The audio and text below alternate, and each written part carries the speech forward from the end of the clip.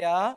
한 주를 시작하는 이 첫날 주일 예배 하나님의 전에 찾은 여러분들 환영하고 축복합니다. 우리 옆에 있는 분들하고 인사합니다. 성령 충만.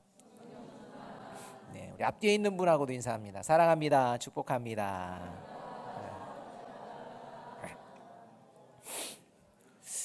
주일 아침이 되면요, 인기가 급상승하는 이 검색어가 있습니다. 주일만 되면 20대에서 50대, 20대, 30대, 40대, 50대, 이 20에서 50대에 걸려서 여기에 해당하는 분들의 인기 급상승어, 동일한 인기 급상승어가 있습니다. 1위를 거의 놓치지 않는데요. 그게 뭘까요? 로또 당첨번호 확인. 일주일을 그거 하나 가슴에 놓고 희망과 소망 가운데에 이렇게 지내다가 주일날 아침 드디어 이제 모든 관심이 쏠려서요, 20대에서 50대까지요 거의 부동의 1위를 차지하는 급상승어 인기 검색어라고 합니다. 여러분, 이 시대를 살아가는 그리스도인들이 늘 아침마다 늘 관심을 갖고 살아야 할 것은 무엇일까요? 특별히 주일 아침이 되면 무엇에 대해서 관심을 가져야 할까? 매일 관심을 가져야 될 뿐만 아니라 특별히 주일 아침이 되면 정말 우리의 모든 관심이 어디에 집중이 되어야 하는 것입니까? 오늘은 종교개혁 기념주일입니다.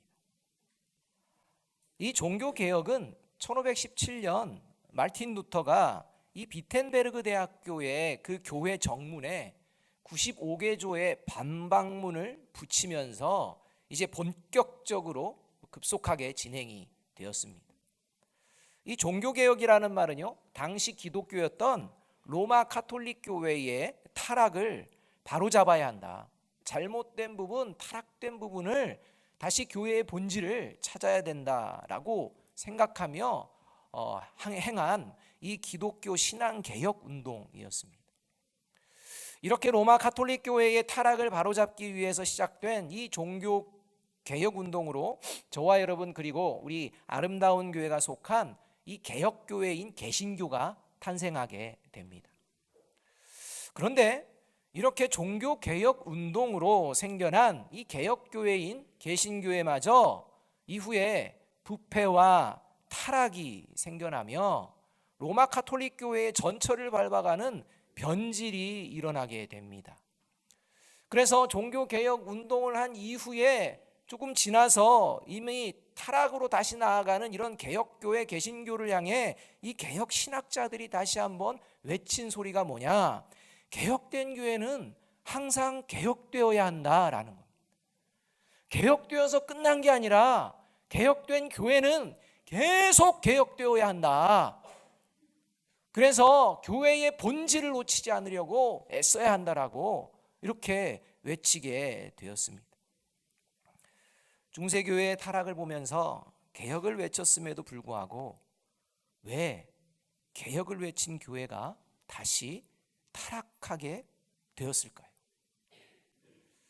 그리고 개혁된 교회는 항상 개혁되어야 한다고 다시 타락하는 이 개혁교회를 향해 수세기 전에 이미 외쳤지만 이제 시간이 지난 지금 여전히 그리스도인과 교회 가운데에 타락하는 모습이 사라지지 않고 계속되는 이유가 있다면 무엇 때문일까요?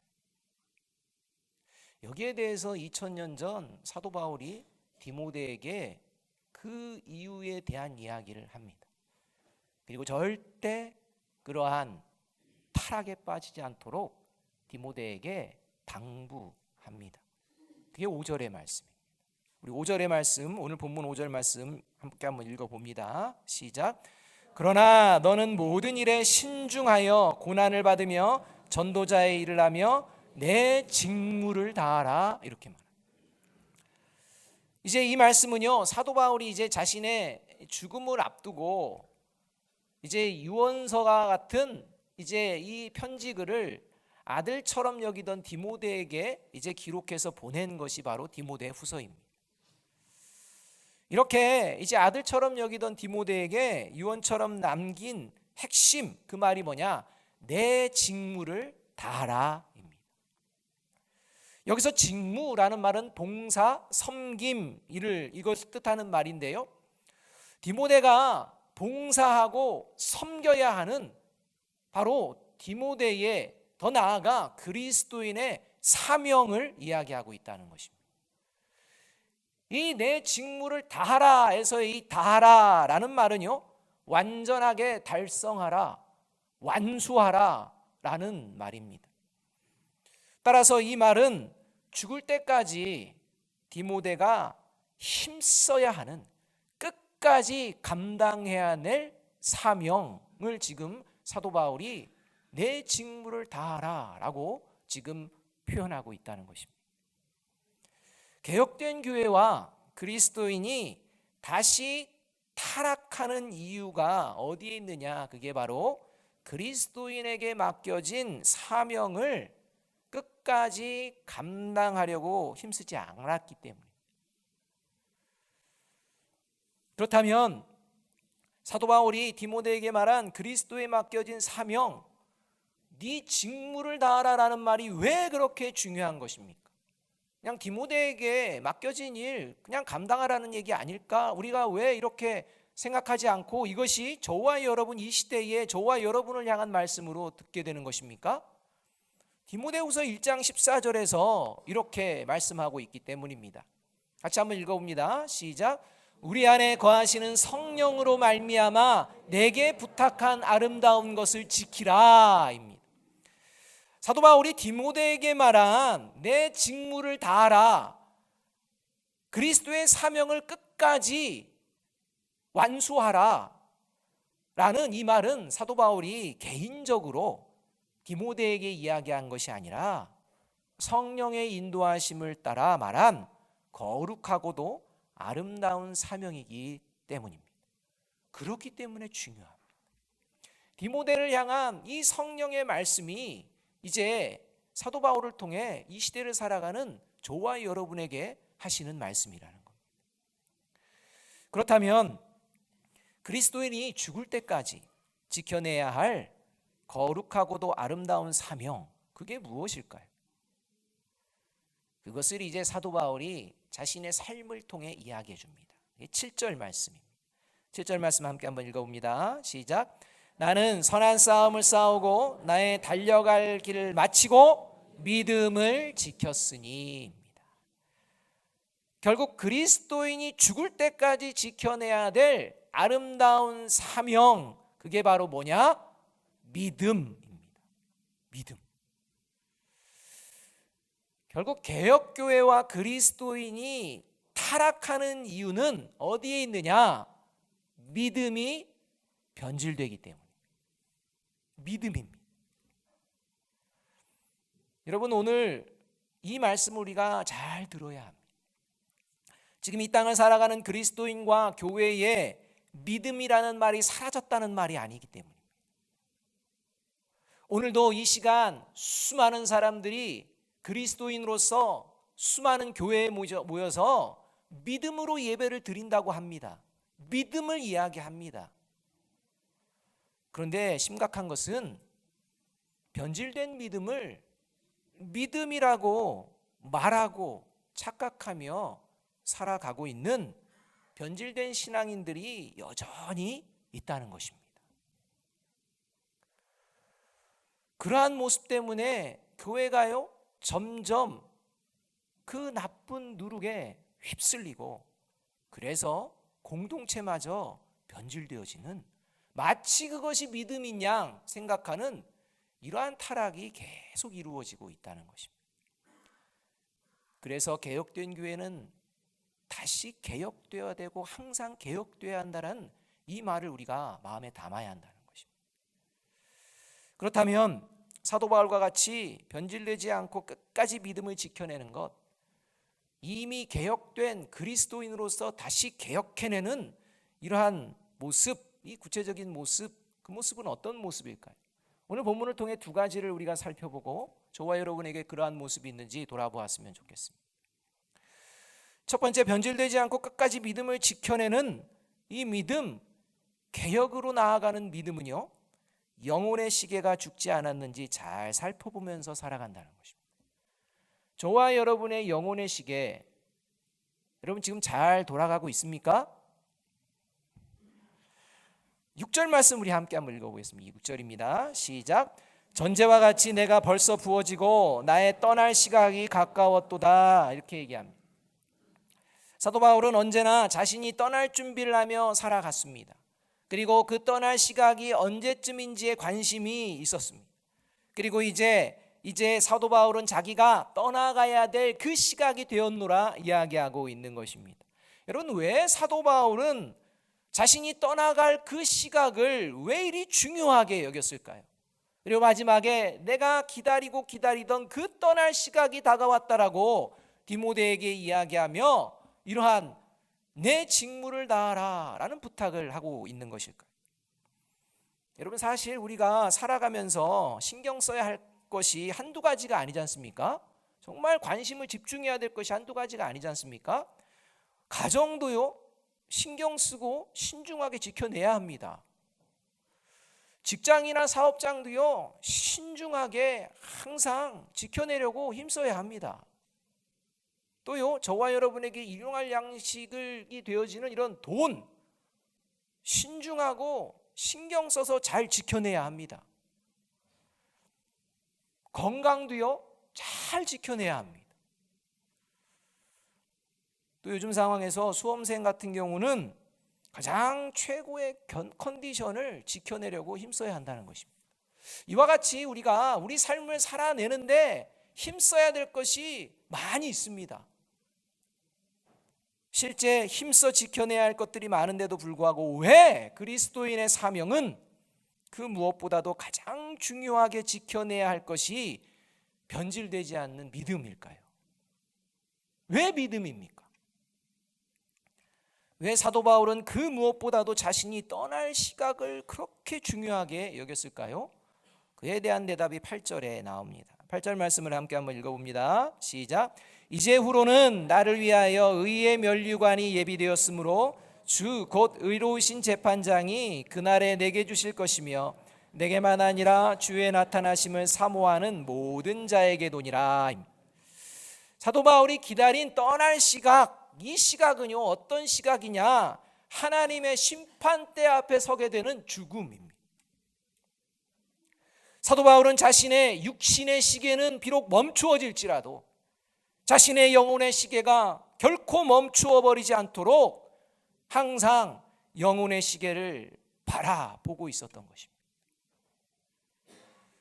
이 세상에서의 그 시간이 영원에 잇대어질 수 있는 그 영혼의 시계, 그 시계가 잘 돌아가고 있는지 늘 바라보며 그날만을 고대하며 나아갔다는 것입니다.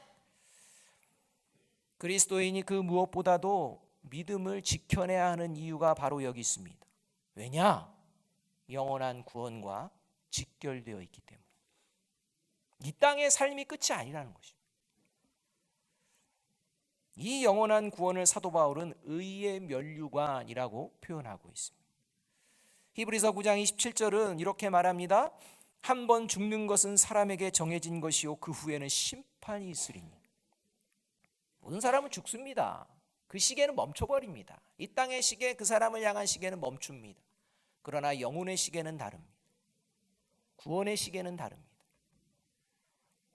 우리 모두는 예외 없이 마지막 날 하나님의 심판대 앞에 서게 됩니다.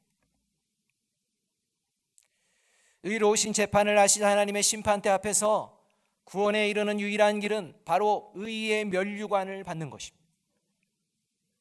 이 의의 면류관은 오직 예수 그리스도의 보혈의 은혜, 십자가의 은혜, 복음을 바르게 믿는 그리스도인에게 주어지는 영광입니다. 그 영광이 지금 저와 여러분의 삶의 자리에서 작동하고 있는지 돌아보아야 한다는 것입니다. 여러분, 우리가요 흔히 누구를 만나려고 하면 먼저 하는 게 뭡니까? 예? 우리 만나? 하고 끝납니까? 만나 하면 뭐 합니까? 날짜, 시간 이런 거 정하지 않습니까? 또 뭔가 중요한 일을 계획하고 이루어갈 때 반드시 하는 게요, 날짜와 시간을 정해둡니다. 그리고 그것이 어떻게 진행되는지, 정말 이룰 수 있는지 이런 것을 비교하면서 봅니다. 우리가요 아름다운 성전을 건축하고 있는데 언젠간 건축되겠지 이렇게 하지 않지 않습니까? 시간을 정하고 날짜를 정하고 그 안에 이루어내기를 위해서 검토하며 어디까지 진행됐는지 우리가 계속 보고 있지 않습니까? 특히 시간의 중요함을 뼈저리게 느낄 수 있는 자리 중에 하나가 시험 시간입니다. 시험 시간. 수능생들뿐만 아니라 각종 취직 시험뿐만 아니라 자격 시험, 하여튼 그런 시험의 시험 시간.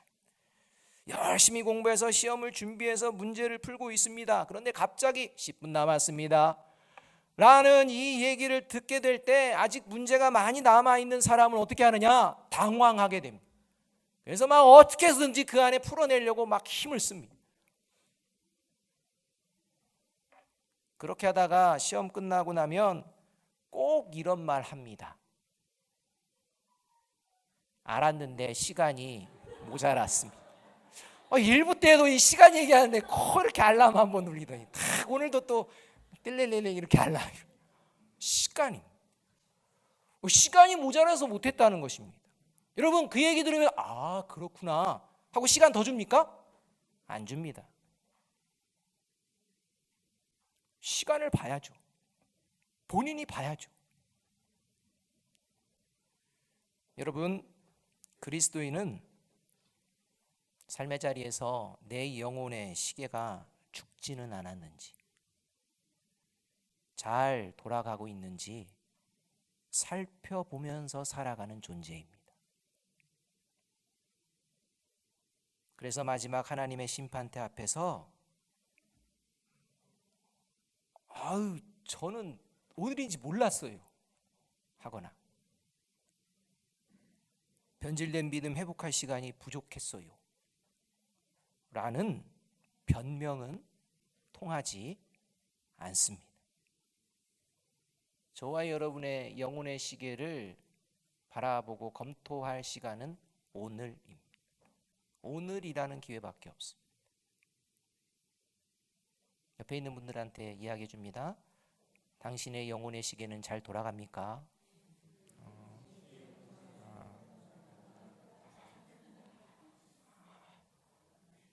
영혼의 시계가 죽어있는 존재들, 멈춰있는 존재들이 있다는 것입니다. 바라기는 오늘 이 자리에서 예배드리는 우리 모두가 영혼의 시계를 잘 바라보면서 끝까지 믿음을 지켜내므로 하나님 앞에서 의의 면류관을 받는 영원한 구원의 복을 누리시기를 주님의 이름으로 축복합니다. 둘째로, 변질되지 않고 끝까지 믿음을 지켜낸다는 것은 그래서 이 영혼의 시계가 잘 돌아갈 수 있도록 어떻게 하느냐? 항상 진리의 말씀에 귀를 기울이며 살아냅니다. 저와 여러분이 과연 진리의 말씀에 귀를 기울이며 살아가는지 돌아보아야 한다는 것입니다. 3절 말씀 함께 한번 읽어봅니다. 3절입니다. 시작. 때가 이르니 사람이 바른 교훈을 받지 아니하며 귀가 가려워서 자기의 사욕을 따를 스승을 많이 두고, 이렇게 말합니다. 이 말씀을요 우리 표준 세번역, 좀 더 쉽게 번역한 이 성경 말씀으로 함께 다시 한번 읽어보겠습니다. 시작. 때가 이르면 사람들이 건전한 교훈을 받으려 하지 않고 귀를 즐겁게 하는 말을 들으려고 자기네 욕심에 맞추어 스승을 모아들일 것입니다. 이렇게 교회 안에 이런 일들이 벌어진다는 것입니다. 진리의 말씀에는 귀를 안 기울이고 자기가 좋아하고 원하고 듣고 싶은 말씀을 따라서 모이며 그것을 추구하는 이런 모습이 때가 이르면 생긴다는 것입니다. 여러분, 이 때가 이른다라는 건 종말의 때를 이야기합니다. 종말의 때에 이런 모습이 그리스도인과 교회 공동체 안에서 이게 존재하게 된다는 말입니다. 종말의 때 가장 큰 특징 중 하나가 믿음의 변질입니다. 이 믿음의 변질이 가장 절정에 달했을 때가 언제냐? 그때가 바로 예수님이 이 땅에 오신 때입니다. 가장 믿음의 변질이 극치에, 이제는 더 이상 구원의 소망이라고는 찾아볼 수 없는 이런 상황 가운데 치닫은 이런 때가 언제냐? 예수님이 이 땅에 오신 때. 그래서 예수님이 오셨습니다.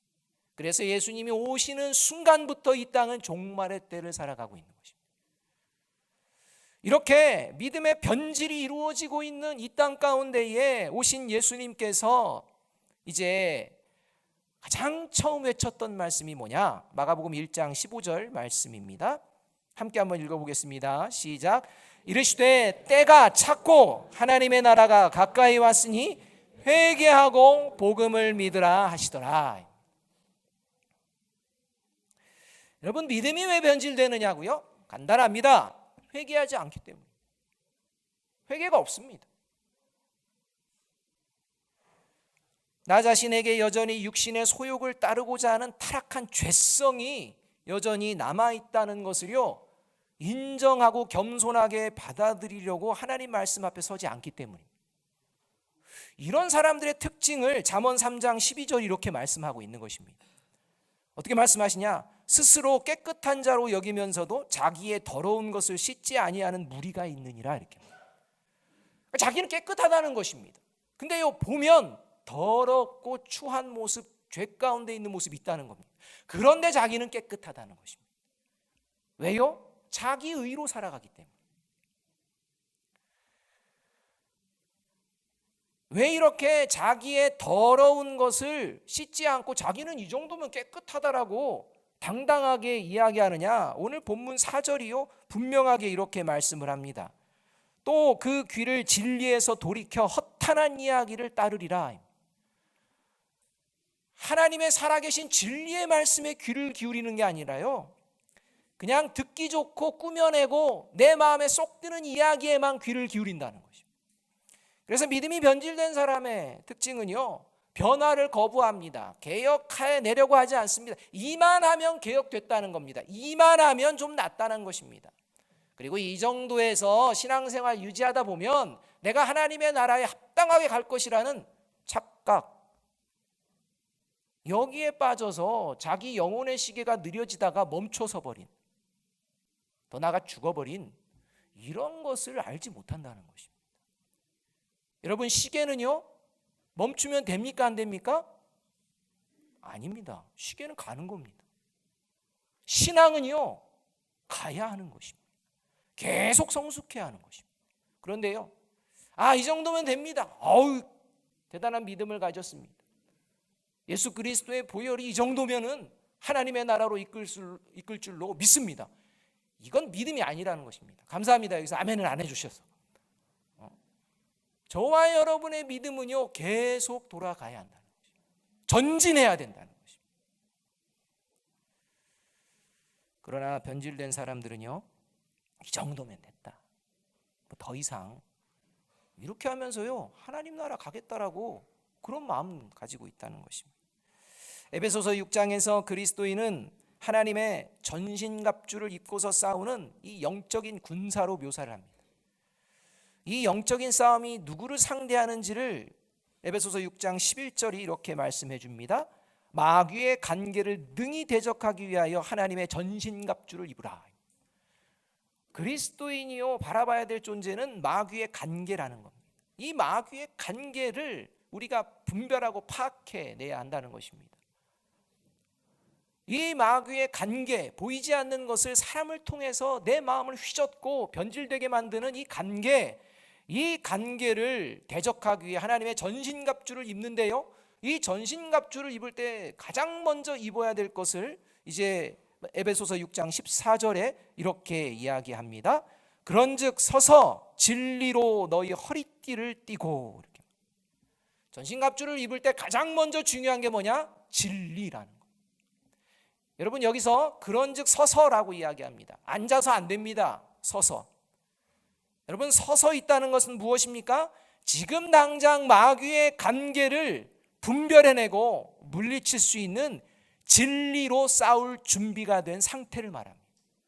저와 여러분이 이 마귀의 간계를 분별하고 싸워낼 준비가 지금 되어 있습니까? 이게 시계가 돌아가는 것입니다. 요한복음 8장 34절 35절에서는 진리로 준비되지 못한 자는 반드시 죄를 범하는 죄의 종으로 전락한다고 말씀하시며 그 끝은 영원한 구원에 이르지 못한다고 예수님께서 말씀하십니다. 이렇게 말씀합니다. 예수께서 대답하시되 진실로 진실로 너희에게 이르노니 죄를 범하는 자마다 죄의 종이라. 종은 영원히 집에 거하지 못하되 아들은 영원히 거하나니. 여러분, 저와 여러분이 이 예수님의 살아계신 이 말씀에 귀를 기울이지 않는다면 죄의 종으로 변질되어진다는 것입니다. 이러한 모습으로 유대 종교 지도자들이 완전히 무너져 버린 거 아닙니까? 그래서 요한복음 8장 31절 32절은 먼저 이렇게 예수님께서 선포하고 계시는 것입니다. 함께 한번 읽어봅니다. 시작. 그러므로 예수께서 자기를 믿은 유대인들에게 이르시되 너희가 내 말에 거하면 참으로 내 제자가 되고 진리를 알지니 진리가 너희를 자유롭게 하리라. 하나님의 살아계신 말씀, 예수 그리스도의 말씀에 진리가 있는 줄로 믿습니다. 모든 진리가 담겨 있습니다. 제가 어제 말씀을 좀 준비하고 이제 밥을 먹으려고 집에 이제 가는 시간이 되었습니다. 그래서 집에 갔는데요, 엘리베이터를 탔습니다. 엘리베이터 할 때 한 70대 정도 되어 보시는 어르신이 타시길래 제가 어떻게 할게요? 안녕하십니까 인사했습니다. 여러분, 교회 오면 좀 서로 인사 좀 하세요. 그냥 휙 지나가지 마시고 서로 반갑게 인사했으면 좋겠습니다. 그래서 저도요 인사했습니다. 웃으면서 안녕하세요 인사했습니다. 제가 생각해도 잘했습니다. 그랬더니 이분께서요 질문하시는데요, 공무원이세요? 과장님이세요? 국장님이세요? 이렇게 저한테 말씀을 하시는 겁니다. 그래서 순간 당황했다가 저는 목사인데요 라고 했습니다. 그랬더니 그 어르신께서 목사님이구나 하시면서 5층이 돼서 쓱 내리시는데 그 표정이 이게 무슨 표정인지를 정확하게 모르겠어요.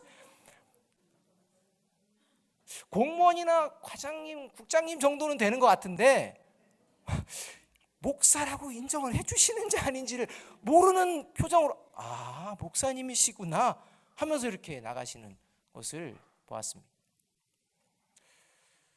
여러분, 오늘 종교개혁 기념주일, 하나님께서는 저와 여러분에게 이렇게 물으시고 계십니다. 너 누구냐?